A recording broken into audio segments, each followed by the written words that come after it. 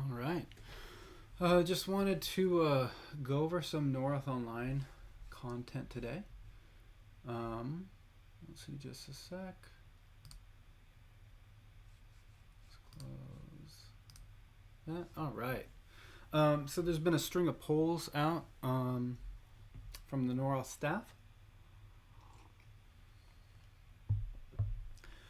Just wanted to go over this. This is stuff covered from, it looks like, the end of October. Just wanted to weigh in here. So the first one up here at the top, new quest color change. I think this was actually a very good change to differentiate between the main story and side quests. I find that very helpful in the game. In World of Warcraft, the colors are the same, but the icon shape is different. And so you get that same sort of understanding, right, when you see that kind of goldenish yellow above a character that's going to be a quest, but the different shapes you can differentiate between the main quest and the kind of side quest. And here in Norroth, they went with what is that, like a purple and an orange, and so that appears on the mini map. Appears on the game map as well as the world map, and I think that was a very good change. So I think this is probably one of the better polls that they did. Part of the point of me reviewing this today, many people follow this channel for game design and some thoughts around just general app design and things like that, as well as some thoughts about how to talk to your audience and things like that. Many of the polls that we're about to go through are very one-sided. I would almost call them like pseudo user engagement. When you put something in front of someone with a very clear answer, what are you really getting from that? What is your objective with why you're even engaging your audience? If the poll is so one-sided, it's just too obvious what people are going to choose. This one, I think, was a very good one. You have three options here for colors, and I don't necessarily think there's an obvious like good or bad choice here, so it's just up to the audience, and I think this was a well done one. Okay, the next one, let's find out what you think about classes. What's your favorite class? I think this is fine. The Ranger, let's see if I can make this a bit bigger. Hold on just a second.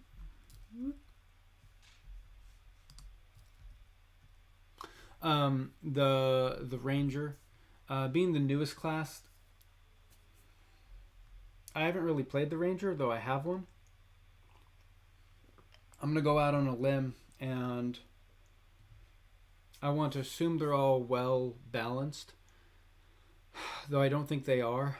Number 4, the Archmage, is the least popular, and there used to be, and there probably still is, a warning when playing the Archmage. People are tended to not play it because it's supposed to be a more advanced class, which I think, to be honest, translated to a less balanced class, a less well thought out class. I think Ranger benefits as a class that came a year after the other three. Probably has a little bit of like, hey, here's the latest and greatest stuff. I think it's actually maybe the preferred class of Twin himself. I wouldn't be surprised that Ranger is, perhaps a little better. Also, to be honest, like, not a lot of people want to play as Archmage in a skimpy outfit. If there was a way to present your character in any other way that might benefit why people, or that might benefit the class itself. The next poll: should I pause Expedition patch to create split stack option first? I think, okay. Split stack, please, won with 29 votes. What was implemented wasn't quite split stack, but I'm going to give kudos to Twin for making some effort there. What ended up going into the game is the ability to take out a specific quantity of resource from your stash. That's not what split stack is, not what folks thought about it when you have a stack of a resource and be able to right click on it to split it. When you're out and about and adventuring, or wherever to be able to do that, whether you wanted to go to the auction house, sell it, mail it, etc. This is specifically when you're taking from your stash and bringing it into your inventory. So it's not what I would describe as split stack, but it is an improvement, and so kudos there. I don't necessarily know why Expedition would have to stop the patch entirely, because I don't think honestly that this took very long from start to finish. But I guess it's a nice way, to be honest, as a developer, it's a nice way to cover your butt. You're going to end up delaying your Expeditions updates so you can work on something else, and this is a nice way to be like, hey, I was working on X and the users said they wanted X, so Expeditions, which I was working on, has been delayed. I think that's fine. I think this is fine. Yeah. The bounty board, we already have a client board again for people who like to gather and craft. We came up with an idea for add a bounty board, which will be combat equivalent of the order board. Yeah, this was discussed a year ago or whatever, months and months ago when the client board came out. Even at the time, the bounty board was the one that had more interest because many more people are interested in fighting than they were of crafting. I'd be very curious to know how many people are actually using the client order board, what percentage of the users and what quantity of total orders are filled in each day. I think the bounty hunting board will be much more active because it's what people want to be doing in their active gameplay. The reason why I think client boards were a little weird, crafting is done for a specific purpose. Like you're gathering for your clan, your guild, or you're gathering for your personal upgrades, right? You're not necessarily just crafting for the sake of crafting. Unlike a bounty board, which you're hunting, right, for drops, for experience, for loot. This is an extra cherry on top for that. So I think, as you can see, let me slay monsters for extra rewards. This is where it's like, I don't know that this is an okay poll, but I mean, the conclusion was obvious. Of course people want this. Of course people like to hunt. This was not a secret, nor was this was heavily discussed over the past year. Combat, there was a whole combat rework at the beginning of the year for this, just to make combat more fun. So this feature, definitely one of interest. I'm not sure what the difference is between 1 and 2. Let me slay monsters for extra rewards, or the sooner the better. I'm not sure. Not my thing, but others will like it. That is good to know. That would be like me. For those who want combat, I do want them to have a better experience.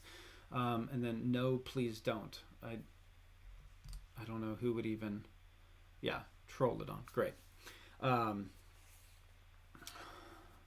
Let's see. So yeah, this is good. Great. Next one, the treasure chest image. I think this is fine. I'm a little wary of, let me see just a second.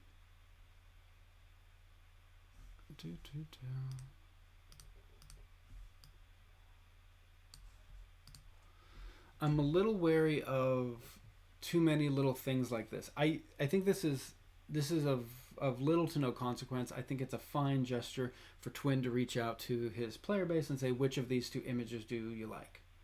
I think that's fine. What I have found has been confusing with Twin sometimes is, we give it an opportunity to weigh in here, though there are other opportunities that there isn't the same communication or extension done, and in some of those cases there's been a sort of like why did this happen, why has there been no communication about this, why has there been a live patch to production, why did this change? So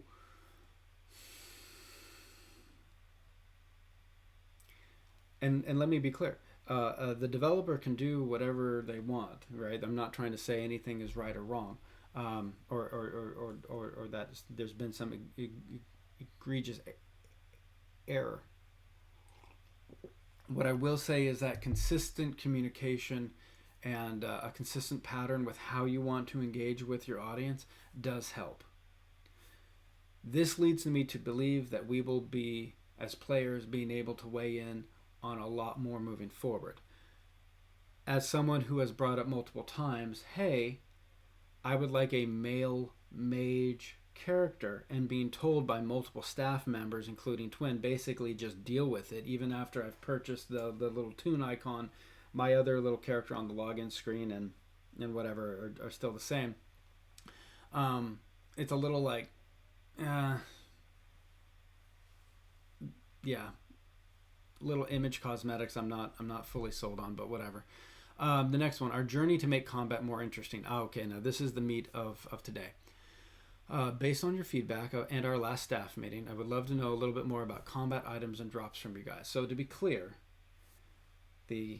and for many players now, don't know the game audience from a year ago, but there has been consistent, and I will say for the most part, well, I'll say consistent feedback. Much of it at times was communicated in a rude way. Much of it was not, but Twin took it as criticism. So it is what it is. I will say, though, people have been communicating about feedback now since the launch of the game. Sorry, communicated about combat since the launch of the game. First question, combat should drop more / better loot in comparison to crafting. I don't know what that means. It should drop better loot than crafting. It should drop more loot than crafting. Okay, so this has been my criticism of Norroth. Because the drops are so frequent and so good, it invalidates why anyone is doing crafting. When you can just hunt and grind on the mob and for sure get an item that is better than gathering all of those resources. Like, do you realize, like, every time we go up in crafting, like, it takes like 8 mithril now to make like 1 mithril bar, and multiple mithril bars to make 1 piece of mithril gear, and then like 9 Valental or whatever. Like, it's just a pain in the ass. Like, why would you ever craft gear? And so this is my question kind of to Twin and staff. Why should someone craft when the loot system combat gives you so much loot? Why would I craft? Now, potions, maybe some temporary boosts. This is what I love about like WoW, where there's like the food system and multiple types of food, some that give you like more of like an instant heal, some that gives you like a buff, some that are like the feasts, which are a kind of a food you put down for an entire group of people to benefit from. Like, that's really cool.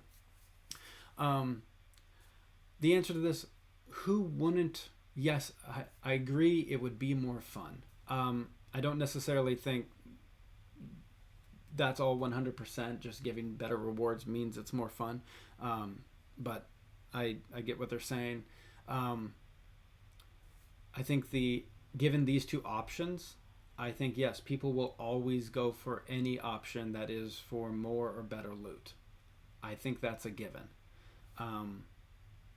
So to be honest, I don't know that we learned anything from this question. So this is an example where it feels kind of like an empty gesture. Like, cool that you're engaging with your audience. That's a plus. It'd be nice that if you are going to poll, let it be on something that is actually useful. Everyone will always ask for more and better loot. That's actually something Twin has brought up as not liking about his own player base, that people are always asking for more and better things. These things end up getting added to the game, and then, like we've seen with the event rewards, or we've seen with the wishing well, at some point they get taken away because people enjoyed those systems too much. So if he does make loot better and then people brag about their loot, I would be worried that it would eventually get nerfed, because that is the pattern. The question one, do you think Magic Find should have a bigger impact on combat? Yes, I would like that. No, leave it as is. This is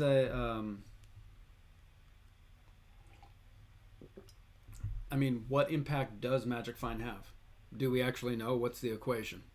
What is the difference between 100, 500, 1,000, 2,000, 3,000 Magic Find? What is the difference? Otherwise, yes, should the stat that we invest in and have paid a lot of gold, and NC, for example, for jewels for Magic Find, to get gear for Magic Find, we invest the skill points into Magic Find. Should that investment give us more return? Who is going to say no? Let's actually see who said no. I don't even know these people. That's funny. But yeah. I think this question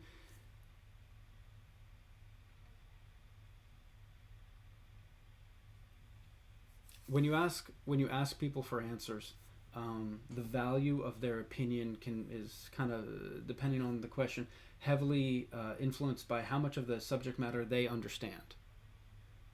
And I'd put it to the 33 or so people that answer this: how much do people actually understand how Magic Find influences your drops and combat? There's been many people in chat that hadn't even known that that's a factor. So yes, we of course want bigger impacts, I guess, to make it like, why else would you invest in Magic Find if it's not going to do anything? I would put it to Twin, you don't necessarily need to actually make the boost bigger. The boost may be fine right now. We just don't know what the hell the impact is, right? I mean, that's the thing. You don't necessarily even need to modify the outcome of your code. We are just completely blind as to the difference, as to what we're getting.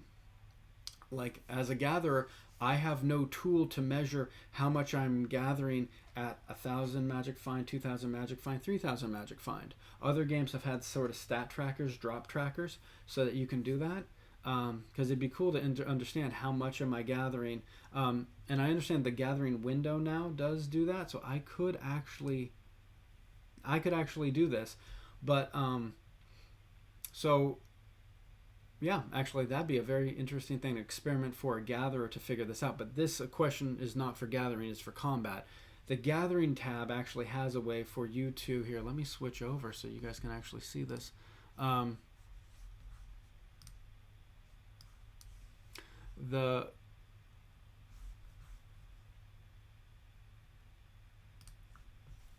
you go. The gathering tab over here has the you can see I'm gathering the hemp and the soil subject. So I could clear that out, remove some of my gear, gather till one of my picks break, change my gear again, gather for the equivalent number of actions, and actually see a difference. So that's pretty cool. So if combat had something that was similar, that would be helpful to understand how does Magic Find affect combat. And so Twin, I'd put it to you that even if you modify how Magic Find affects combat, there's no output or report to tell you, so your players are always in the dark. Okay, next question. What do you think is the most important? What do you think is most important for an item when it is dropped and crafted?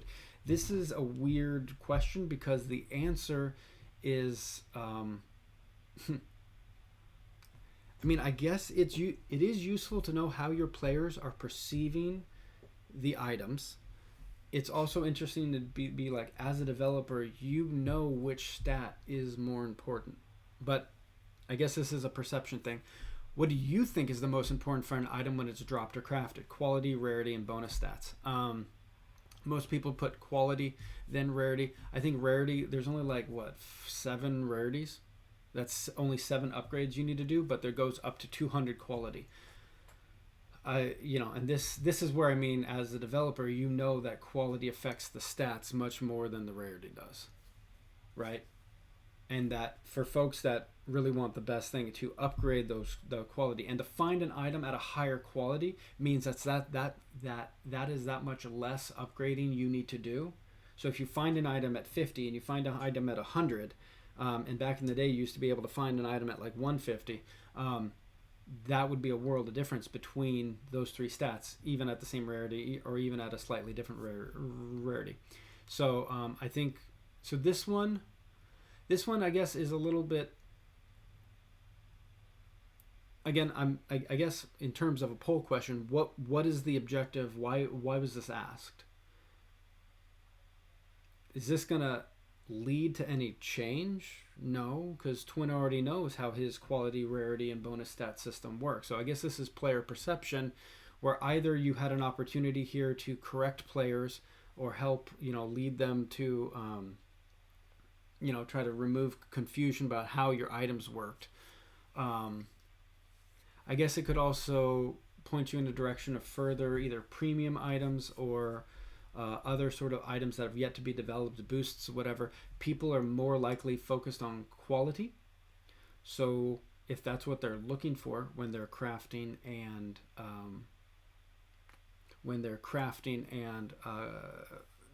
fighting, Perhaps there's ways to influence that particular thing. You don't necessarily need to increase the drop rate, the frequency of drop rate, but you can make it so that when an item is crafted, when an item is found, the base, kind of the range of the quality could be changed. Sort of like how you have power crafting, you could do like power combat, where some of the combat uses spirit essence, and in return you get better quality items.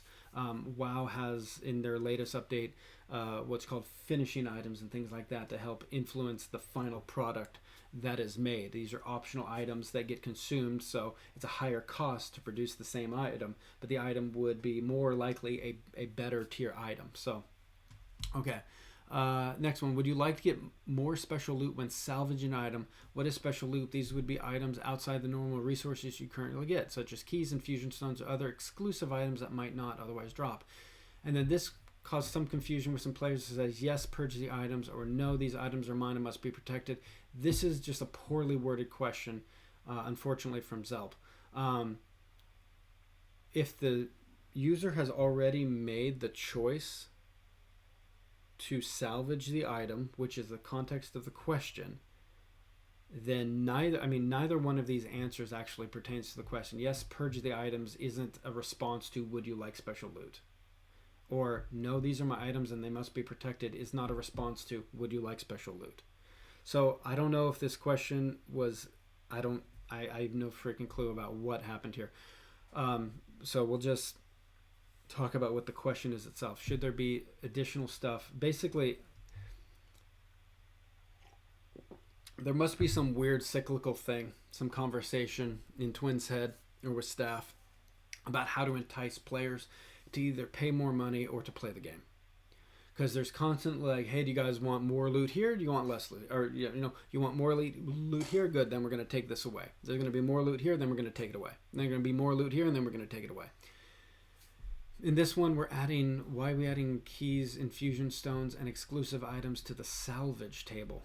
Are people not salvaging? Is this really an issue that we need to be addressed? I know we want like keys, like everyone's always asking about, and we'll get to this part because of the last question here. Like, why isn't these things in the normal drop table? Why do you have to salvage? What's the logic of when you take apart an item? And is this only for combat, or can I craft? I mean, there was the whole rework to the whole crafting system was because people were crafting items and then destroying the items for the tokens. Like, we already had a system that rewarded people for salvaging items, and that was deemed as abused. Like, that is literally, that's the word some of the players, and I can't tell if the staff ever used this, but that people were abusing the crafting system, the actual game, where you had to collect all your resources, crafted, then salvage them to get whatever the little tokens. So this, what is this? Is this just from crafting, or is this going to be from crafting? Combat, or is this from crafting too? That I can now get keys and infusion stones. Which is funny because now my character can't use infusion stones anyway because I'm capped on inventory and capped on teleport. It'd be nice to come up with another use of infusion stones. That'd be a good NC sync as well, if you want that suggestion. So anyway, that was a weird question. The last one. Our journey to make combat more interesting. The fifth and final poll. Do you feel dungeons are worth the cost of a key? And this question is the reason why I was enticed to actually stream the results of these polls. Yes, it's a fair return of investment, or no, I would like to see more return of investment. So I think, and so I would like to see more return of investment. What you mean is return on investment. That's the winner of the poll, and I think that's very tricky because there's two ways this could go, right? In a return on investment, there's two parts. There's the return, the reward for the whole dungeon, and then there's the investment, which is the key. So there's two variables you can change. Right now, people don't feel like dungeons are worth the cost. You don't, and so my suggestion to Twin is don't make dungeons more complex. Don't make them better rewarding. Make the key cheaper to obtain. It's not that you have to reward more. It's that your current price for entry is so high, people don't feel like the return is worth it. The reason why I say this, you already have a number of systems in the game that are rewarding people things. And you have expressed many times, and what I can see in the costs of how you're doing expedition costs, guild costs, personal upgrades, and you don't want people to accumulate too much stuff. You really don't. And you don't want to reward people with too much stuff. That's been sort of an ongoing complaint for like a year and a half, that people just want so many things. So my question to you is, why do you keep rewarding people so much that it makes you uncomfortable? Is it that you worry that they're going to leave the game or something like that? That they're not going to feel like it's fun? And fun isn't defined solely as, did I get the cool piece of item? Not to go on a tangent too much, but during your Halloween event, all of the emojis and skins and whatever that you could earn from the event vendor, you could also buy from the NC shop. So I didn't have to play the game to get any of the Halloween prizes. I could just give you money. I have an assumption about why you did that. What you unfortunately did was undercut your opportunity for kind of like an exclusive FOMO, fear of missing out, like entice people to play your game and reward them for playing the game. And I would encourage, staff, when you guys plan you guys are going to do winter days. I'm not saying you can't use your cash shop to sell things, but when everything that was for sale was like everything that the event vendor rewarded was also for sale. Don't do that if you're worried about fun. Have people do certain things for an exclusive reward. And it doesn't have to be expensive, right? This is I think there's a pattern here that sooner or later someone else is going to hit on. The wishing well was fun because it was cheap and the reward didn't need to be that great. A 10-minute reward was out like that. Especially, since you nerfed the wishing wells, no one is using them. A couple months ago, Moto, myself, Dragon, dumping hundreds of gold into the wishing wells. Now they're not worth it. Right? You upped the reward, but then you decreased the likelihood of it happening. So here's the thing. The key is so expensive that I don't think that I think the cost of the key is your biggest problem here. You don't need to make the dungeon reward more. You're already coming out with Abyss. You're coming out with Expeditions. You keep going on about how all this stuff is going to have amazing rewards or whatever. The game has to have both faucets, the source of resources and boosts and currency, and sinks, things that will drain away this stuff. Your crafting system has the potential to be this, right? That it takes all these tokens and dice, right? And I do think in the mid-level, people start to really use that to unlock the gear. And so you see that. The thing is right now, I'm sitting on, and many other people, and I know you asked someone else this question, because they're sitting on, I've got 20,000 achievement points, 10,000 laurels, 6,000 NC, probably like, at the moment, like, I don't know how much that is, about 500 gold. I think I have some auction stuff, some bids up on, and I can sell some stuff in the inventory. So I'm sitting on like 500 gold with like nothing to buy. What I think the game needs is you need to look at your main game loop. What are people logging in and doing every day? And are you, is that fun? Are you rewarding too much for how much you're causing, taking stuff out of the game, right? So anyway, my suggestion on this poll thing, make the key cheaper. Make the key cheaper. I think people would feel better going into dungeons. I think there's also a thing going on right now where people are going into dungeons like literally just to level their characters. Because that's the most efficient way to do it, apparently. You could also take a look at that. I don't necessarily think bosses need to be the most efficient. I don't think dungeons need to be the most efficient way. So just in case, someone's out there like, oh, Tempest is just saying that because he wants to get in there sooner in power level. Like, I don't level my character. This isn't even for me.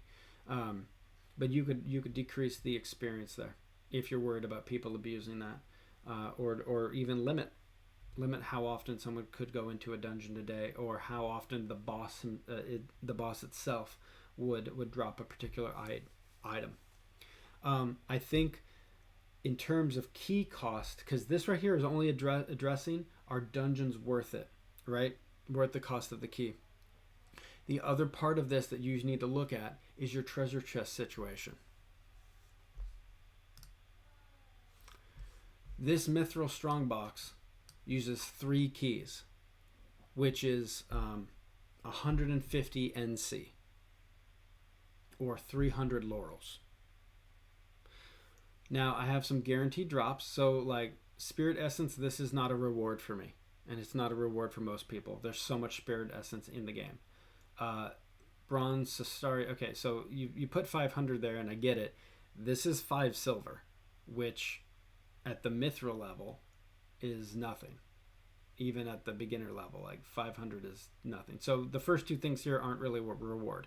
So the Mithril Strongbox is going to give me 5 rarity tokens, 5 dice. And so from a just NC point of view, I think these are 25 each. So this is 250, laurels. This right here is 250 laurels. I would pay 300 to get the 3 keys and get 250 back. And then I get 3 random items. So there's a chance here, more than just based off the guaranteed drops, I'm losing from this. I'm taking 300 laurels and getting 250 back, and that's only if I actually wanted the rarity token and the dice. And if I actually wanted them, it'd be more efficient to just buy them from the store. So that aside, what I'm now paying for is 50 laurels for 3 random drops, and that could be worth it. This is basically just to be clear, guys. This is a loot box, and this is a loot box that you can basically open for money. You can, because you can buy the keys with NC. The chance of the 5,000 Spirit Essence, 5,000's okay. That's not bad. It's not that hard to get, though. The Safety Charm, I think there's so many of them in the game now, they're pretty cheap. The 500 laurels, I think, is funny, just because it would cost 300 to open it, and you could win 500 back. It's a bit of gambling, right? Basically, the thing here that you're paying for is random, and then a shot at some other random prize. It's a scratch ticket. It's a pull of the roulette wheel, which I get. And that's fine. That's fine for this. But what I would say is that the reason why my stash is and I think I have all the ones from when I started, and I don't even think you can open them anymore. The original strong boxes. The reason why I never opened any strong boxes, and it would be good to understand, have a poll question for this on how many people actually open them, why they open them, what are they looking for, because none of these feel worth the key cost, because the keys don't drop enough, and the guidance from the staff and from the developer when people need keys is to buy them from the Laurel store, which just feels a little weird that you have to shop in a currency store when it feels like if I'm getting treasure, I should be able to unlock it. I feel like the keys should drop more often. And this is the advice I gave like a year ago to Twin. Make these things reward a little bit less, which fits in line with what you want to do anyways, which is the direction you're nerfing the event vendors, the way you're nerfing the wishing well. Make the strong boxes reward less, but make it much cheaper to open. Then that would be fun. It's not fun for me to open a strong box and hope that I break even. And the reason why I did this, like I did a couple of the I think the one time I used the order board, I got a couple of boxes, I opened them up, and there was nothing in there. And then one of the players, I'm not going to name names, but he laughed at me and said, haha, as designed. Like, that was a very disappointing system. So anyway, I would say that the cost of keys in general for what their role in the game, the fact that I have to use 3 of them to open this strong box makes like this strong box better payout. I feel like, from what I understand, in previous tiers, the reason people would open Mithril and below is because that was like, well, especially for Mithril, that was like what the only way to get some of the goblin gear, right? But I'd be curious how many people actually do spend their earned currencies or premium currencies on keys. How many of them open up the treasure chests? And I'm not trying to point at the system and go, haha, you're a bad developer, no one likes this. What I'm trying to say is you have an opportunity here to really make the game more fun. Opening up treasure boxes is the thing that's making a whole bunch of games extremely profitable and fun. I mean, that's like, loot boxes are the number one way game developers are making money nowadays. And I'm not saying you need to make this for money. What I'm trying to say is that opening up a treasure box and seeing what's inside is very fun for folks. So anyway, there's a game loop here that can be improved, but your cost to entry is too high. It's too high, in my opinion. And I would ask you, go look at your data, go see how many people have chests, are actually buying keys, and are opening these things. So yeah, that's what I would say. The key cost in general for Norroth is too much. But I think you are close at having something that could be really fun. And it would be fun to have something that dropped that wasn't always locked away. There's like in World of Warcraft, there's sometimes items that you just open up and then inside, like your quest pouches. The Norroth quest pouches were at one point something that was in the game, and those were fun because they didn't need a key. It was just, here's a bag, and then you open it up, and then you get like 3 or 4 items out of it, and you're like, this is cool. So anyway, just some food for thought there. And I think I just wanted, we're going to wrap this up. I just wanted to give my thoughts on some of the polls that I had seen, get my suggestions in. I'm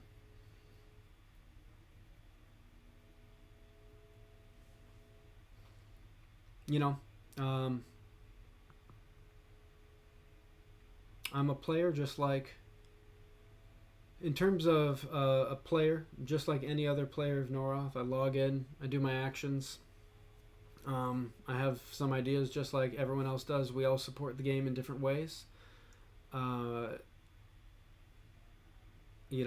So yeah. I also do this for my own streaming and YouTube audience because I do talk about game design. I talk about other games, not just Norroth. And I think it's important to, compare, contrast. I'm also critical of lots of other games. But it's important to take a look at systems, see what works, what doesn't work. I do hope these things get fixed, just like every other hope I ever made for Norroth was that the game would improve, the game would grow. I did want to go over this because I think this is pretty cool. They have a somewhat active I think coffee cup I think the one that had me banned is the social media manager.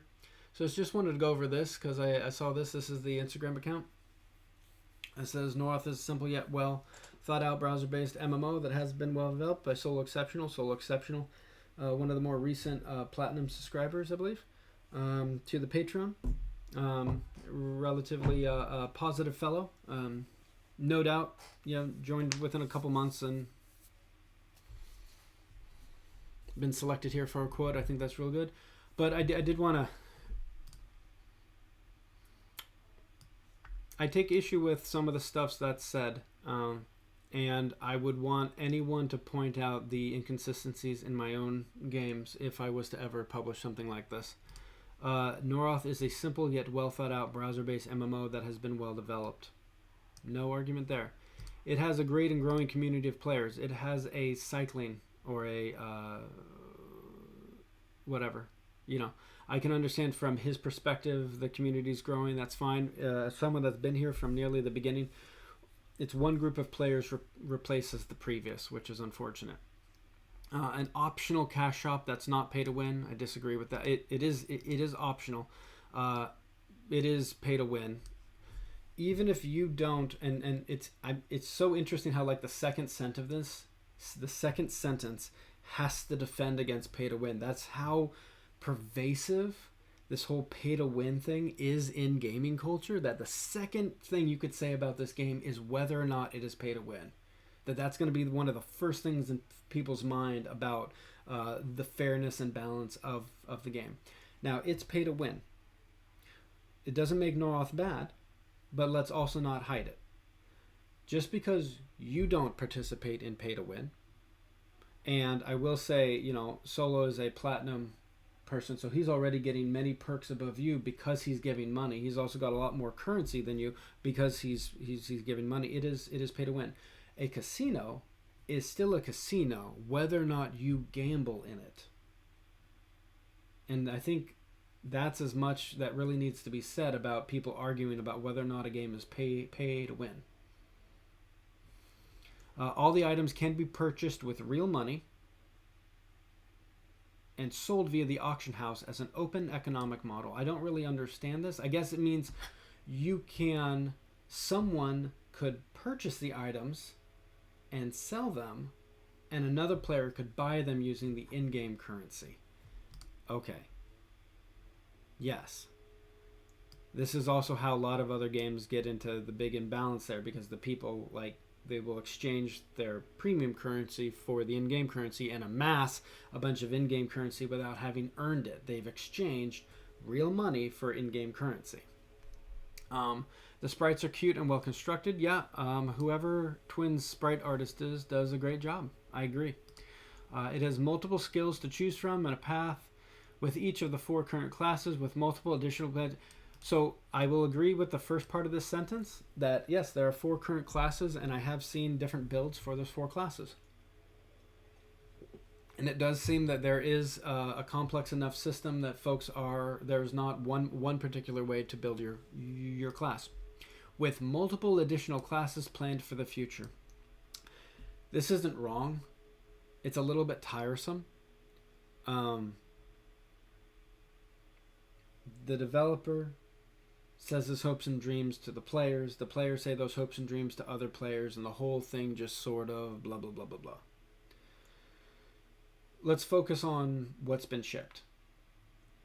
I think one of my, in my opinion, one of my personal biggest wins I ever had with Twin, even though it was very short, was for a little bit there, he actually published a roadmap.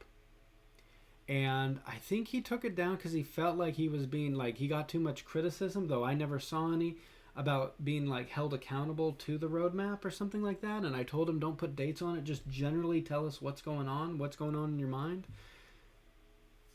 Oh well. But instead everyone just sort of oh, there's so much planned for the future. Yeah, he has a lot of plans for the future. He has had plans for years. The developer is heavily involved in the community, takes all user feedback into consideration to plot the course of the game. I will absolutely say for some players, this developer is your best friend. And for others, I mean, you just have to Google Norroth. to see some of what the other players have experienced. So, but I'm not going to disagree that this person coming in and telling Twin every day that he's doing a good job, yes, Twin has absolutely responded positively to that. It is a giant world with multiple maps to explore, true. A multifaceted crafting system, I'm not sure about that. I just explain to me what the multiple facets are.